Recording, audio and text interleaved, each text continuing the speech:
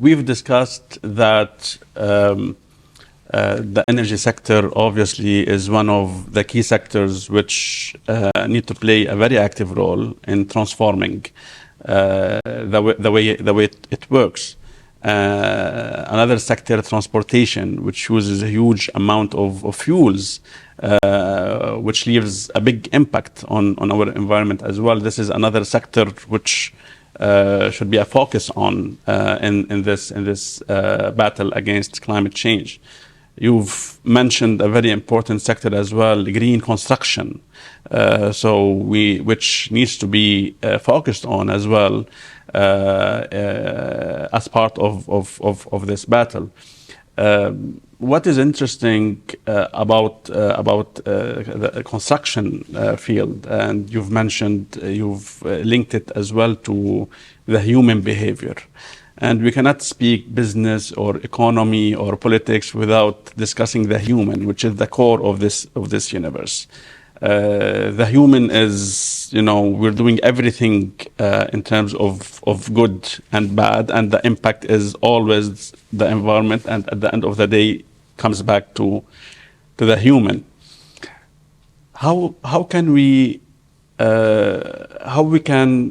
within all these dynamics, what role do you think the human should be playing in all of that game, in terms of behavioral change, for example, mindset change? Where do you see the role of the human should be within all of this game? I'm sorry, I didn't want to skip the transportation because it would probably need a separate discussion. We have a problem with the transportation. Just to add on into the innovation part of it. I remember being in Birmingham, where they were talking about smart cars. And at that time, I was dealing with transportation, and I attended this seminar, and I made a small speech into that particular event in the United Kingdom, where I said, "How do you expect us to believe you? You're actually, they were car manufacturers exhibiting their smart cars and their smart technologies. How do you expect us to believe you, while each of you is having their own charger, each of you having their own technologies, each of you having if I buy a car from X, I wouldn't be able to charge it from Y." One. The second, that you're actually coming to the United Kingdom. Last year, they went to Paris.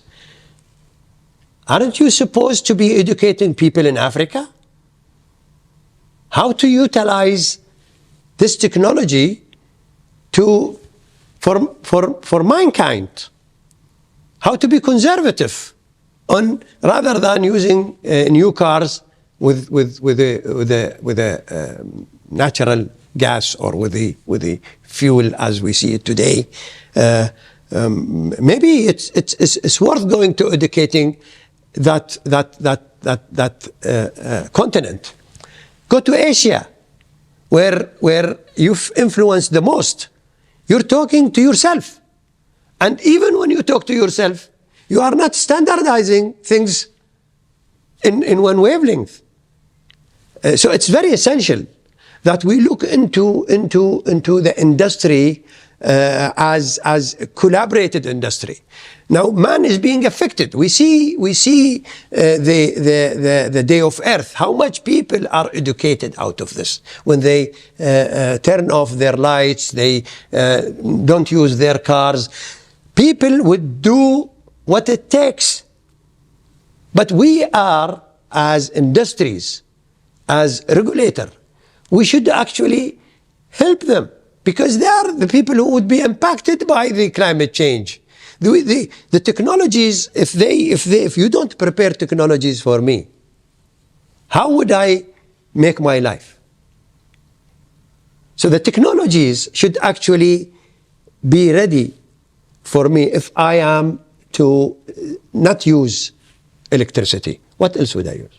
If I don't use a car, what else would I use? If I don't want to fuel my car with petrol, for example, what else would I use? How would you make it easier for me as a technologist? Now they introduced smart vehicles with charges that have different outlets.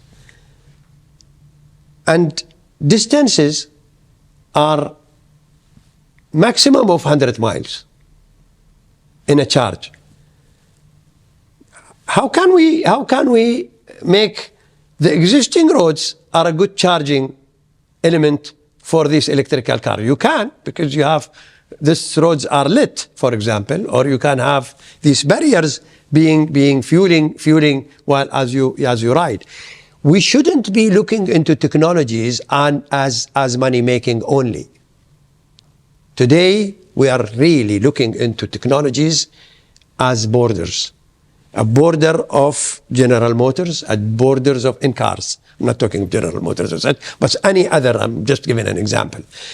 They should collaborate at least in producing technologies that are common among them, that is good for the people to use, and then they educate the mass how to use them.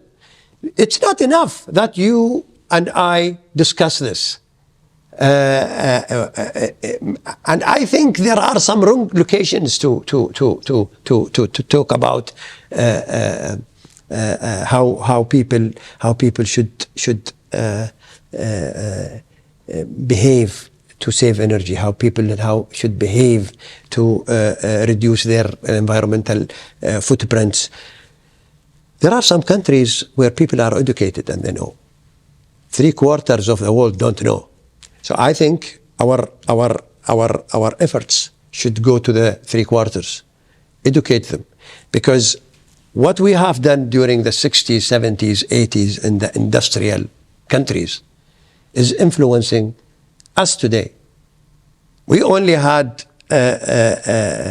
this energy source 40 years ago. They had it a century ago, where they built their almost everything. I believe that we really need to educate the 3/4 of the world how to construct, how to build. In Paris Agreement, this is exactly the same thing that they have promised to donate 100 billion a year for undeveloping countries. And I'm not sure how much they sent. I'm not sure how much they provide to mitigate climate change and its impact in Africa, in Asia. I'm not sure. My investigation shows very, very little. Here we are in the United Arab Emirates. We are doing even more than these industrial countries to really help in mitigating climate impact. So I think the Saudis making that green belt is benefiting the whole universe. But I think we can do very little. We are still very small in Saudi Arabia, Emirates. They were very small compared to even emissions. The whole regions they contribute about 1.6%. The other is elsewhere. We really need to look into the elsewhere. If we really want to survive, if we really want to make Earth good for us, if we really want to make the climate friendly for us, if we really want to make that neutrality that was promised on the Montreal and what comes after it till Paris Agreement.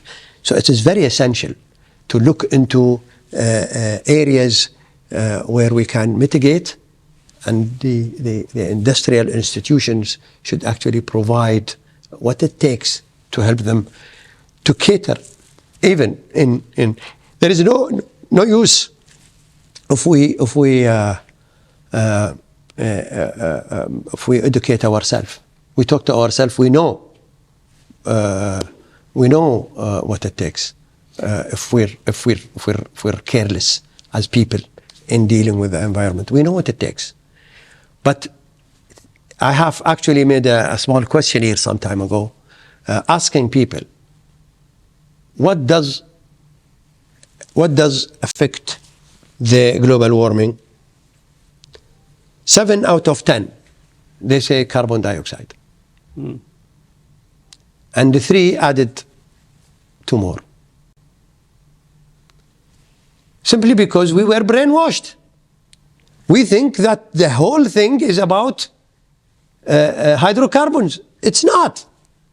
It is about other potent gases that are influencing our environment. So do we educate the 80% of the population that are ignorant about that, or do we educate the 20% of the population who are responsible through their countries of 80% of the global gas emissions? We educate both. We concentrate into the formula right through a right protocol. We shouldn't be. Paris Agreement is actually hammering nothing but, I'm sorry to say that, but carbon dioxide. And people, 7 out of 10 that I have asked, thinking that only the carbon dioxide is disastrous to the world.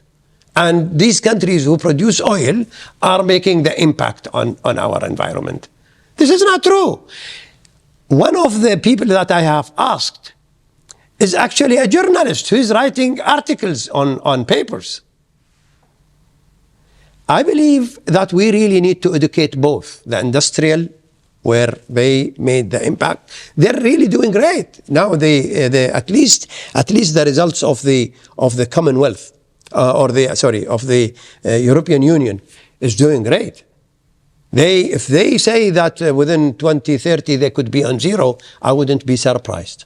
They're doing great. They know that they have really taken all what they want from the potent gases and the carbon dioxide. They've done it all. Now they have invested on their infrastructure. But we really need to look into the other countries where they're still building their development. They're building their countries. We cannot let them behind simply because Paris Agreement says carbon dioxide is no good for you. If we, although in the mandate, it's all greenhouse gases. One component of the Paris Agreement, Your Excellency, is the international collaboration and cooperation to fight the climate change. And three aspects have been identified in terms of what each country, the role each country can play in order to help other countries. One of them is finance and funding, access to funding, in order to fund transformation projects either in the mitigation or the adaptation phase. The second one is innovation and technology, the development of new technologies and transfer of know-how and knowledge to other countries. And the third one is capacity building. So which one of these do you see our GCC region, and with a focus on the United Arab Emirates, can play in this international collaboration scene? And we've seen the role the United Arab Emirates has been very successfully playing in leading, in being ahead of the curve in many aspects, and being very influential and trustworthy country to follow as a model. So, which role among these three do you see the UAE playing in this game? Fortunately, we have a leadership that understood the climate impact, and they have done so much with no obligation for them doing it. They are doing it for the mankind, and that is, I believe, is something good. But in the meantime, it's not good, because it's good for us that we are participating on the impact of climate change. But it's not good because other countries, those who influence the decisions, they rely on this as a must. It's not must. Paris Agreement in total is goodwill. And we are doing the best of the goodwill that could be possible. But we shouldn't be taken for granted. We have our country to develop. We have our environment to look into. I know our contribution goes beyond the oceans, beyond the borders of the region, just to fight climate change. But we are a very small country. We cannot win the fight unless the whole globe realize that there is a small country in this Gulf region, in this Arabian Gulf area, is making a good effort to do the impact. Can we duplicate? Can we replicate? Can we copy what they do? Can we think that we are able to assist the globe in fighting that climate change and the global the warming phenomena? We've taken the three. We've done the mitigation, but since 2015, when the Paris Agreement was agreed upon and signed off, there was an agreement on this, that the industrial country, simply because they don't want to be abided by the law of cutting 5%, they said that they would have to participate in mitigating climate change and the influence of it by that number of $1 billion every year for countries. And then they thought of something, I call it the chicken and egg, what comes first. They say, then we cannot donate because that goes to the government, and the government, we don't know if they fight climate change. Then we would be doing projects in this country. Then if these projects are to be done, we would have to get our technologies in. If they don't have the technologies, then they would say what to do. And I know in Sharm el-Sheikh, Egypt did a great job to get this at least agreed upon. But still it was open, and from Sharm el-Sheikh till Dubai COP28, I'm not sure if the European of the industrial countries, even the countries that pollute the most now, with China, India, United States, they would actually contribute to mitigate, unless they are forced to. Sure. By law, by the United Nations laws. Africa is a very important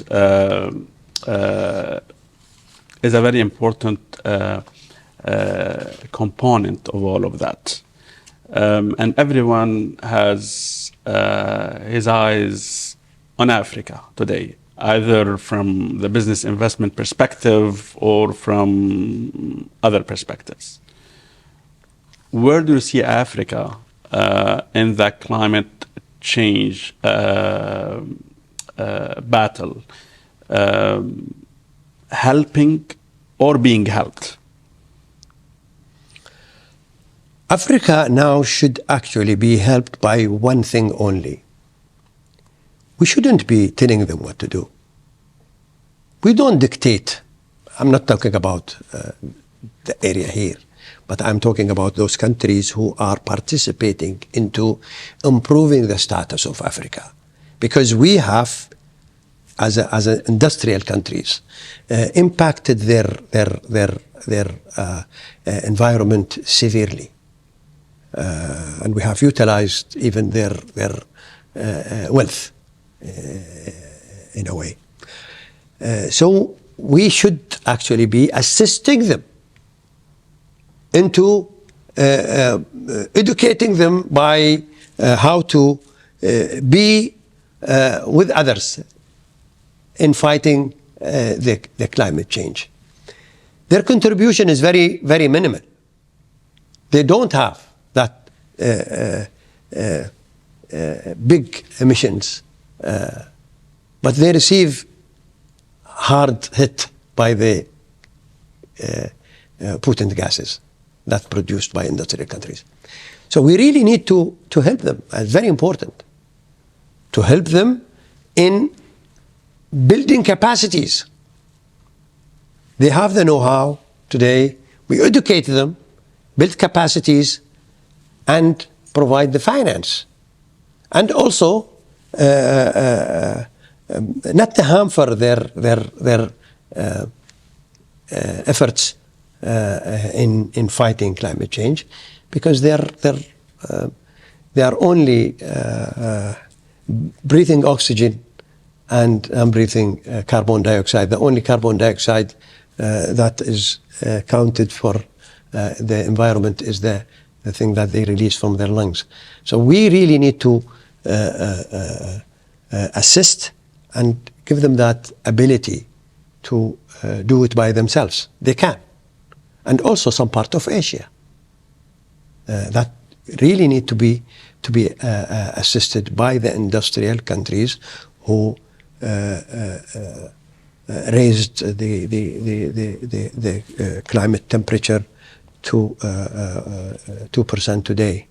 I'm not sure if the results would actually show 2 or more, but definitely the IPCC would show us it's a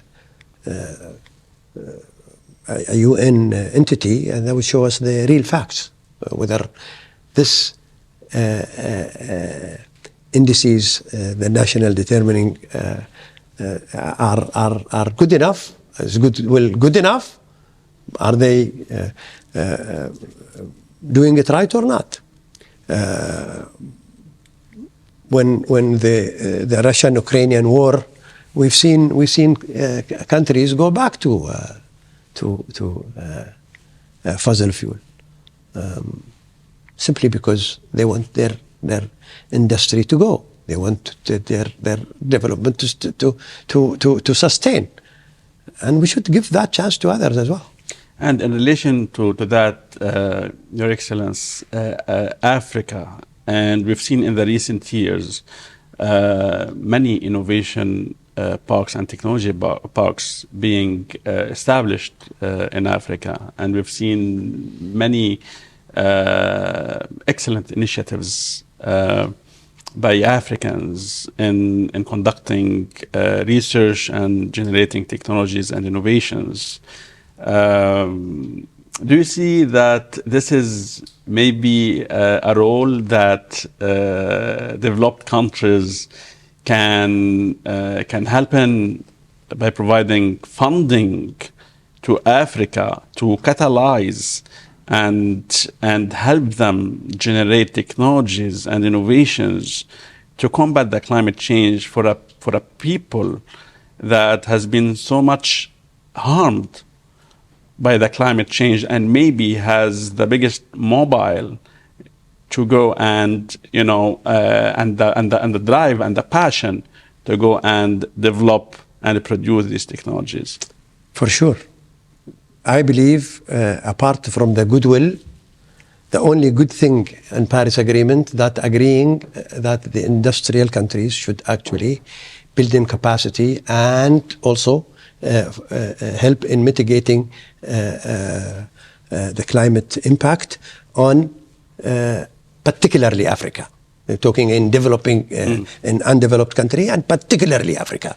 So that is part of the agreed upon during the. Otherwise, they would not have signed that agreement. But since then, I don't know if such wish has been achieved. But as you said, the industrial countries should actually do their part in helping Africa to mitigate the impact of climate, provide them with the technology, help them in producing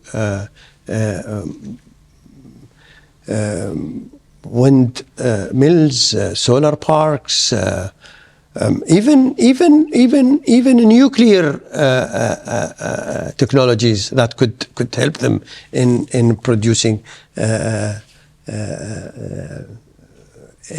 energy, or give them the funding for them to create and invent. Absolutely. And come up with a new. This is part of the mandate, and they should.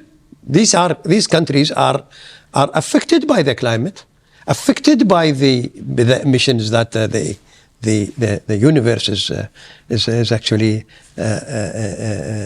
emitting. So they should be assisted. They should be helped.